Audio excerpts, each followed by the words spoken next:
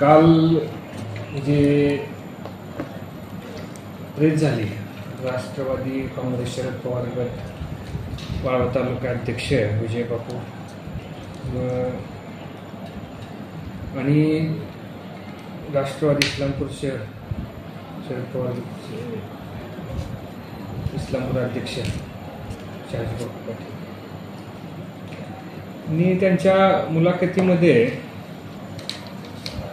जे मुद्दे उपस्थित केले त्यामध्ये हॉस्पिटलच्या मृत्यूचा दर, त्यांनी हॉस्पिटलनं ओपन करावा, खुलासा करावा व ॲडमिट पेशंटचा दर. ॲक्च्युअल त्यांनीच त्या मुलाखतीमध्ये सांगितलं आहे की नगरपालिकेमध्ये मृत्यूच्या संख्येची नोंद आहे आणि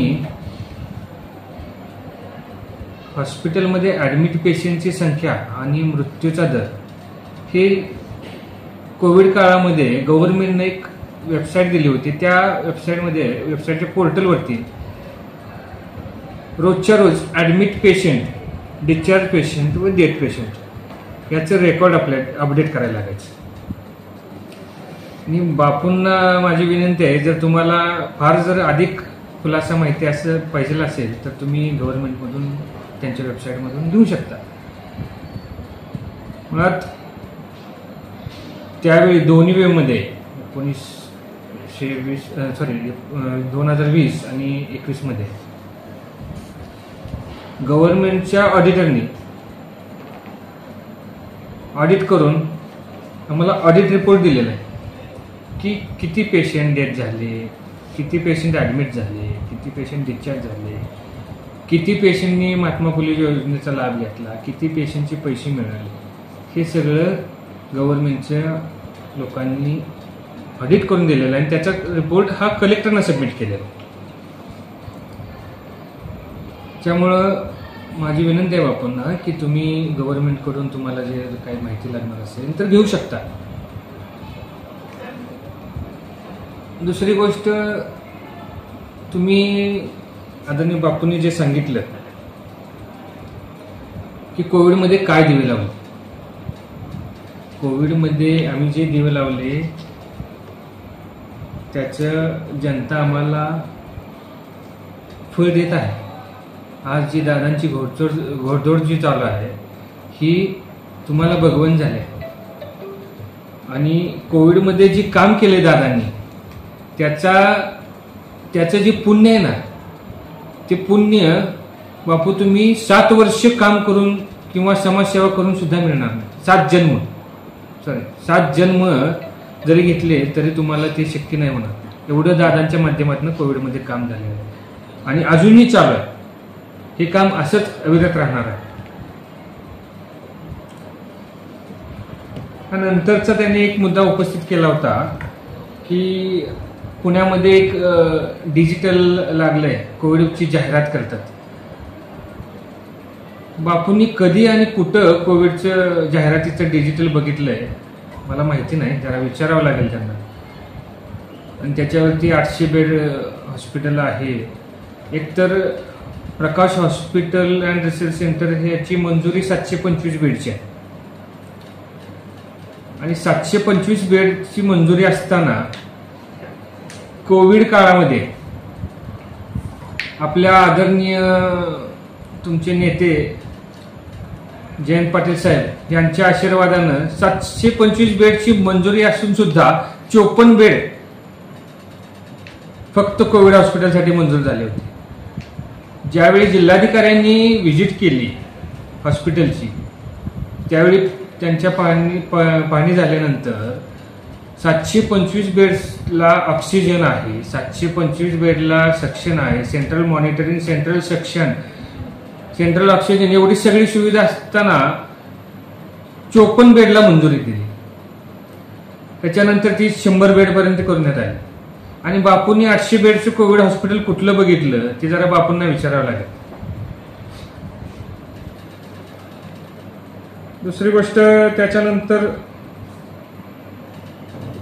जो राजकारण संस्था बाजूला ठेवा, व्यवसाय हॉस्पिटल हा व्यवसाय आहे आणि ते राजकारण बाजूला ठेवा, असं काहीतरी बापूंनी मुद्दा मांडला होता.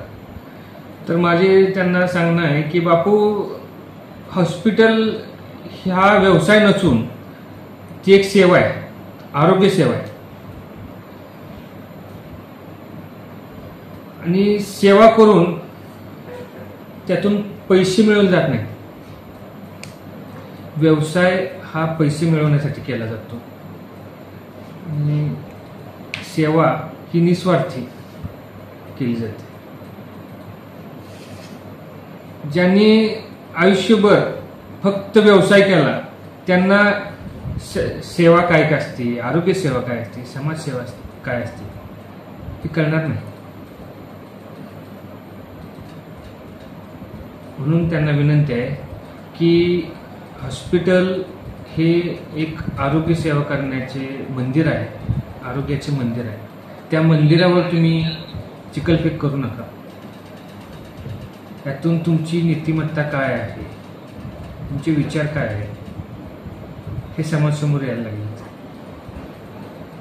आणि हा विषय राजकीय म्हणजे दिलीप बापूंनी सांगितल्याप्रमाणे की इलेक्शन तोंडावर ठेवून हे राजकारण केले जाते. हा विषय आम्ही उपस्थित केलेला नाही, हा विषय उपस्थित झाला आहे. हा परमबीर सिंगांची एका न्यूज चॅनलला मुलाखत होती. त्या मुलाखतीमध्ये दुसऱ्या विषयामध्ये बोलताना त्यांनी हा मुद्दा सांगितलेला आहे, हा एक विषय किरकोळ सांगितलेला आहे की कशा पद्धतीनं त्यांच्यावरती दबाव आणला जात होता आणि ह्या वैद्यकीय महाविद्यालयावरती केस टाकण्यासाठी, रेड टाकण्यासाठी दबाव टाकला जात होता.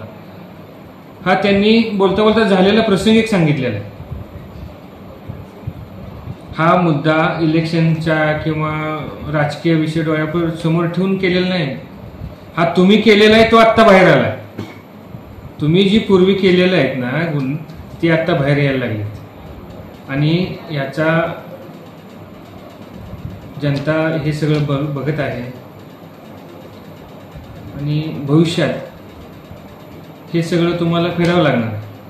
तुम्ही जे एका आरोग्य मंदिराला बदनाम करण्याचा प्रयत्न करताय, तिथल्या लोकांना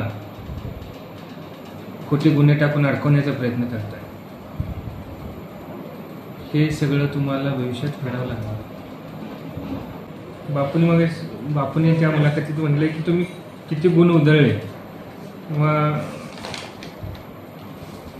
कोविडमध्ये काय केलं, दिवे लावले. तर बापूंना सांगावं असं मला वाटतं की तुम्ही जे कोविड काळात हॉस्पिटलला बदनाम करण्यासाठी, हॉस्पिटलचं रजिस्ट्रेशन बंद करण्यासाठी, हॉस्पिटलच्या कर्मचाऱ्यांच्यावरती गुन्हा नोंद करण्यासाठी जे दिवे लावलेले आहेत ते आम्हाला पूर्ण माहिती आहे. सिव्हिल सर्जन ऑफिसमध्ये जाऊन कोण बसत होतं, DYSP ऑफिसमध्ये जाऊन कोण बसत होतं, कोण साहेबांचा निरोप आहे म्हणून घेऊन जात होतं,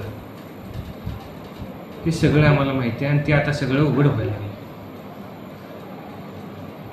कुठला पोलीस अधिकारी शपथ घेऊन आला होता की हे हॉस्पिटल बंद करतो, हे सगळं आता उघड होणार आहे.